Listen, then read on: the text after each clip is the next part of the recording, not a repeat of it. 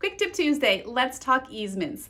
There are some buyers that are definitely not going to even consider a property if there is an easement associated with it. And other buyers wouldn't have any concerns in the world and will move forward with considering a property with an easement. So let's talk about some points to consider when we are talking about easements. The first point to consider is who has access to that easement.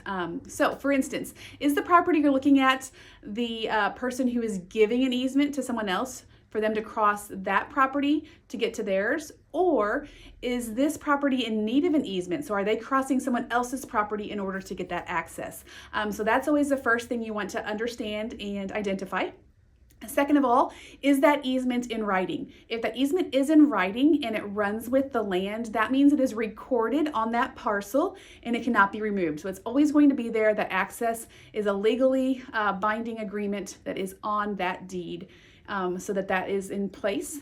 And that is the most effective. If there are verbal easements or access given, that is not enforceable like it is when it's in writing.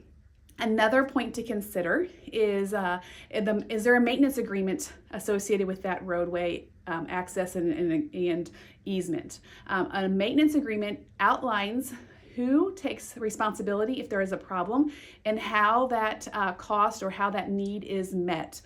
So that outlines everything in writing, and that would also be on record for that parcel of land. Now, a couple other points to consider.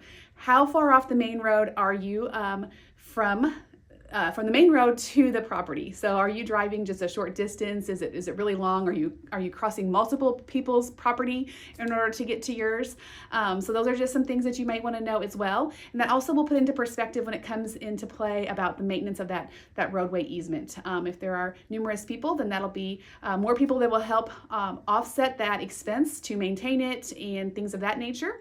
But it also means that there are more people that need to agree to the maintenance and to the care of that road.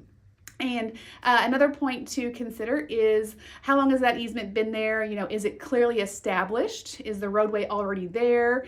And there's not going to be very much expense up front. So of course there are a variety of things associated with easements that you'll want to research ahead of time. That way it's very clear to you and you have a good understanding of how the easement access is going to work and whether or not that's something you would consider. So if you have any questions about easements, don't hesitate to call, text message, comment below, or stop by and see me. I am here to help, and I hope to talk to you soon.